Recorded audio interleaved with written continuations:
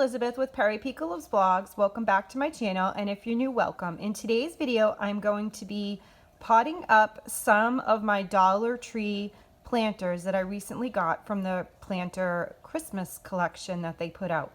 And I'm going to be using a lot of Dollar Tree products as well as I do this.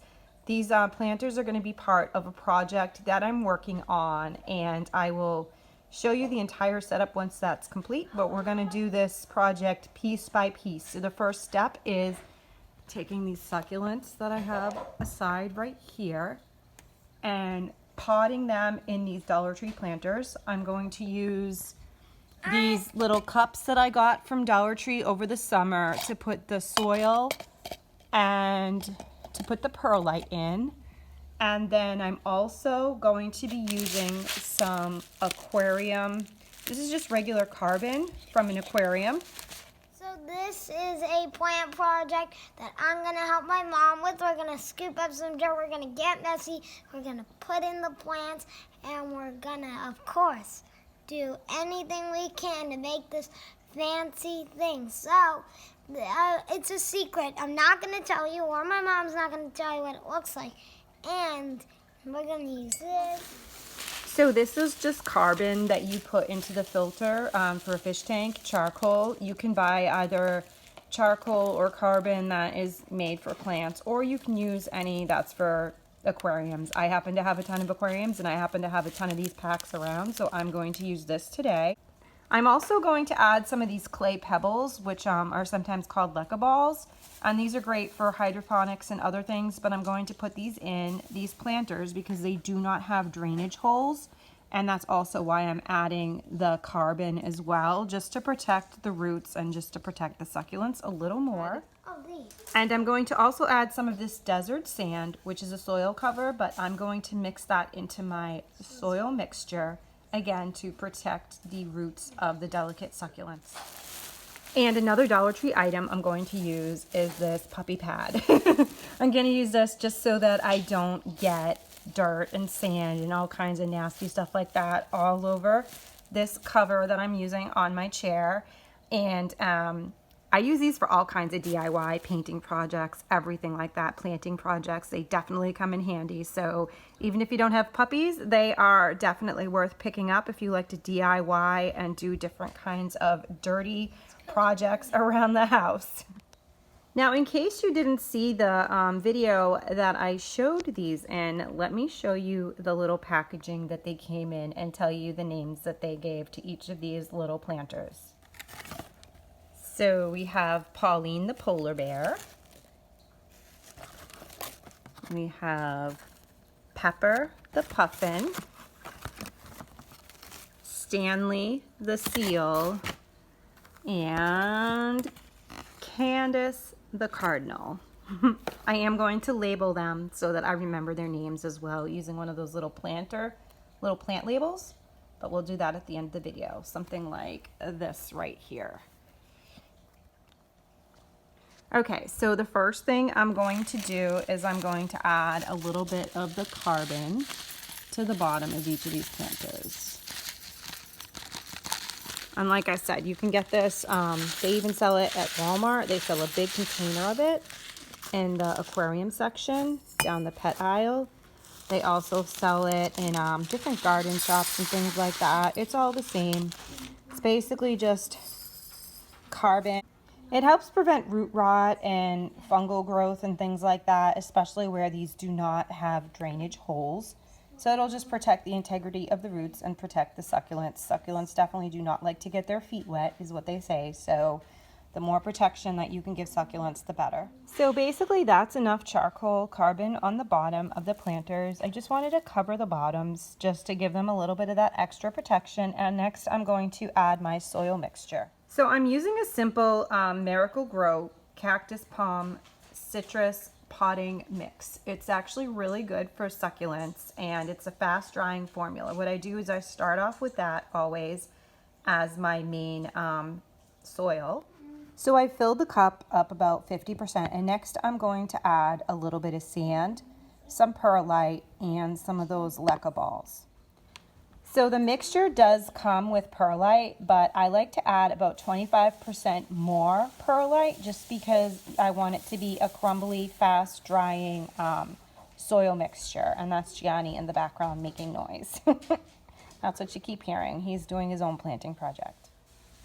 This is the perlite mixture that I'm using. I like to get the organic one just because we do a lot of home growing indoors with grow lights of different kinds of fruits and vegetables and things like that. So, and herbs, of course, herbs, not really fruits, I guess vegetables and herbs. So we definitely want to stay as organic as we can.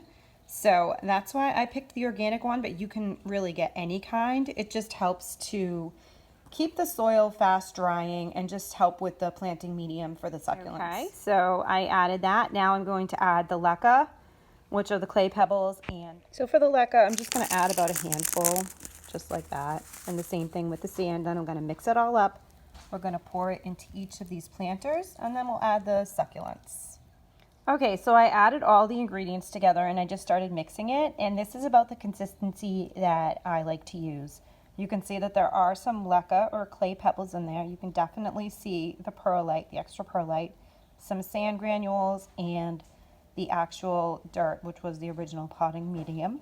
And I'm just going to add a little bit of that to each of these little planters, and then we will put the little succulents inside. And I did not mention earlier, I should have, that the succulents that I'm using are just succulents that I've collected from the different plant subscriptions I have. I have a subscription with Succulent Box and also Succulent Studios. So that's what I'm using for the succulents. I do have the names of most of them, which I'll tell you if I still have them. But yeah, that's what I'm using because I just wanted to get these planted up and get them out of their little paper and plastic pots that they came in. Okay, so I planted them all, and as you can see, it is quite a messy little project, which is why I used the puppy pad. And with succulents, when you repot them, you just want to pull away any of the dry, dead leaves like I did, and don't be afraid if they come apart, because this one right here kind of fell apart, and all that I did was I just repotted the little stems, like the little leaves, and if you don't put a bunch of water in there, just a little bit of water, they will eventually reroot.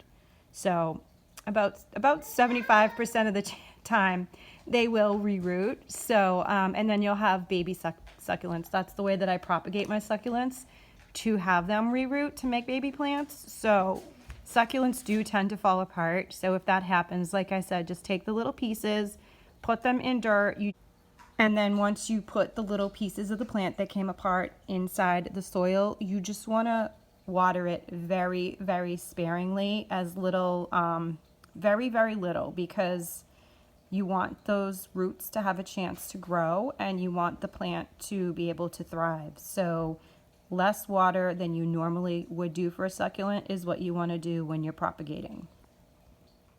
Okay, so the first label, the first plant that I'm going to label is the Tiger Tooth Aloe Javana, and it is in the Pauline Polar Bear planter. So this way I know the name of the plant and the name of the planter. Now I'm going to try to find the names of these other three. So I know that that right there is a Huathia, and I believe that is some kind of propeller plant. And I'm not really sure exactly, I cannot remember that succulent right there, but that doesn't really matter. As I remember their names or find their names, I will definitely label them, but for right now I'm just going to label the names. So pepper, the puffin, and next I will do the seal, which is definitely a Huathia, so I will label that Huathia, and I will label it with the seal's name. So I will label this one Stanley and Huathia for the type of succulent that is right there. So Stanley, the Huathia.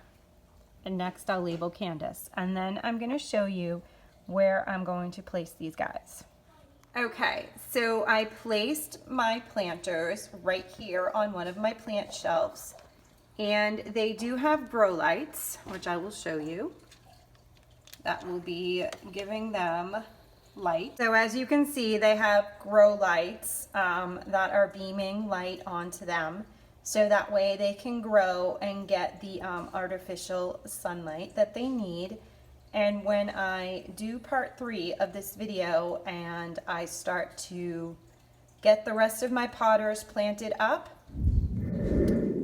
so these guys will stay here until the next part of my video after I complete planting the rest of my planters. And then I will show you where they will be going and I will reveal more of the project. But for right now, thank you so much for watching video 2 of my Dollar Tree planter, animal planter project. I hope that you liked it, and please don't forget to comment down below, like the video, hit the subscribe button and the post notification bell so that you know next time I upload and every time I upload. And if you haven't seen the first video, I will link it down below. Definitely watch it because you can see all of the planters that I got in this collection, and then I will also link the video for the Dollar Tree haul that I showed these Christmas planters in. So have a wonderful day. I will see you all in the next one. Bye.